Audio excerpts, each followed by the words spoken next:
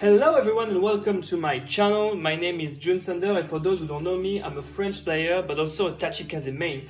And what I have for you today is a video about Zarzan and how to search your deck for your one copy of Zarzan in the early game with Tachikaze, but also how we can use it during the strike game. But first we start, I like to do a little disclaimer.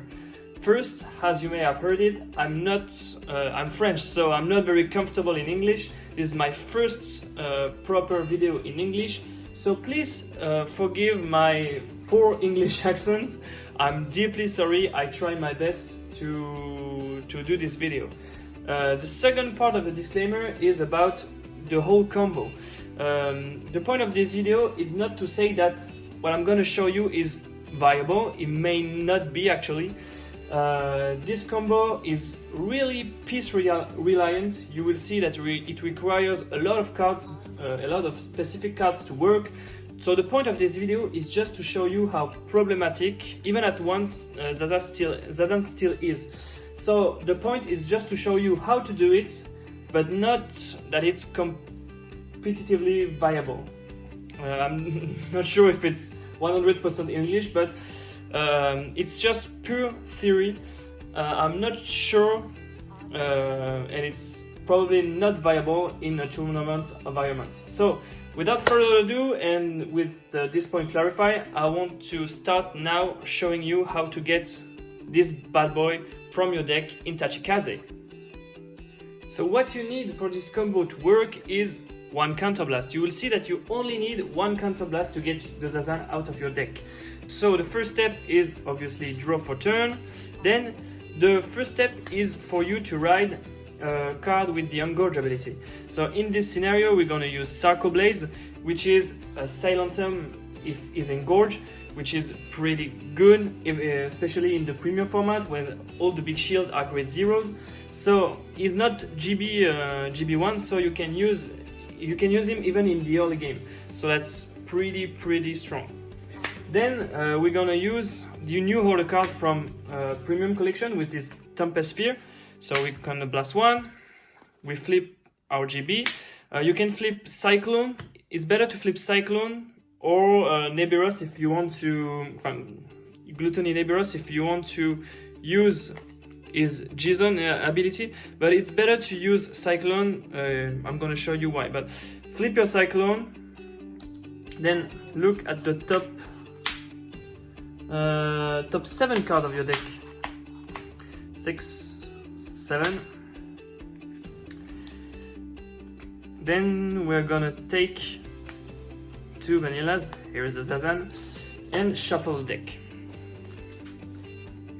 So the whole point of Tempest Sphere is to get your generation break open, to flip that one copy of your JSON, which makes the combo works, because you will see we'll need a lot of G cards.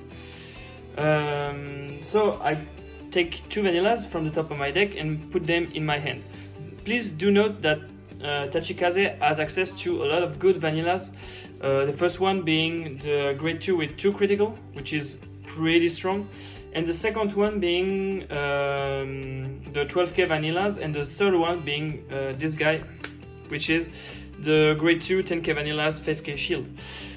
You can also have the other one, which is Mega Rex, but he has the same name as the really good card from V, which is Mega Rex. Then we're gonna call Baby Camara, which is a very popular starter from G. I'm gonna show you how we will use it later. Then I'm gonna call Raven Ptera in the same column, and then if I want to, I can call 2 other cards to rush my opponent. So in this scenario, we're not gonna use Zarzan only to open GB, to draw cards, etc. We're also going to do a lot of multi-attacks, you'll see. So first of all, I'm gonna go to the battle phase. I'm gonna swing with those 2, so that's for 12k. Then I'm gonna swing with 2 other cards. Those cards are not important, they can basically be every card in your deck, except for grade 3s, obviously. And then I'm gonna swing with Circle Blaze. Circle Blaze will activate his ability and sacrifice. So on Gorge, you can sacrifice any number of your rearguard you want, and he becomes engorged and he sealed your opponent grade 0. But that's not important. The only thing we want is for him to retire rearguards. Please do note that we don't want to use, for example, Mega Rex ability, because we can draw one copy of Zarzan, and that's definitely not what we want. So next, I'm gonna use, since I'm GB1, so I'm gonna use Raven Terror ability, which is Soul Blast 1 when retire from rearguard for the effect of or cost of one of your Vanguard with Engorge ability. You may pay the cost. If you do, call this card to rear. If the number of face-up cards in your damage zone is 1 or less, countercharge 1. So I'm gonna Soul Blast 1, call him back from the drop zone, and then countercharge 1. Then I can use Baby Camara ability. When he's retired, I'm gonna show you the card.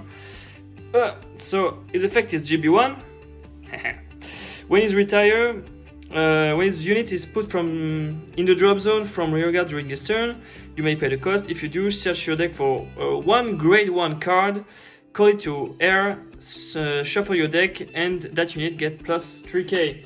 So you guessed it, we're gonna search for da-da, and Zarzan gonna get power plus 3k. Then Zarzan's ability, we're gonna Soul Blast 1. We're gonna call the 2 vanilla cards we get previously from Tempestsphere, so like this, and then draw 2 cards. And then you see we have generated 5 attacks, and don't forget to fly your second cyclone, so plus 10k plus 10k. So you'll see that we generate multi-attack with pretty strong columns. This is 27, this is 11 plus 8, 19 plus 10, 29. So those 2 columns are outpassing. I don't know if it's really English, but the power is higher even if your opponent gets a defensive trigger, which is pretty strong. So in this case, on our grade 2 turn, we have 5 attacks, and we sacrifice a lot of hands, but we get 5 attacks and 5 powerful attacks. So then drive check, and then swing. So this is how you can get your 1 copy of Zarzan out of the deck with you seen it with a lot of pieces. You really need a lot of specific cards for this combo to work. So that's why I said it's really piece reliant, and I'm not sure that it's purely viable in tournament. But then I'm gonna show you how to abuse Zarzan in the stride game, so with your stride. So now we are in the middle game, I would say, and we're about to stride. We let our opponent get the first stride. We had a pretty solid early game, as you saw it, and now we are going to do our own stride. Let's imagine that our Zarzan survived the opponent's turn, which means he was not playing or he is not playing a control deck, he is not able to retire or bind our Zarzan. I agree, it's a pretty happy scenario in this case, but let's just imagine for the good of the experience. So I will stride. I just had a pretty number of random cards in my hands. Then I will go on Gaia Dynast. I will strike Gaia Dynast.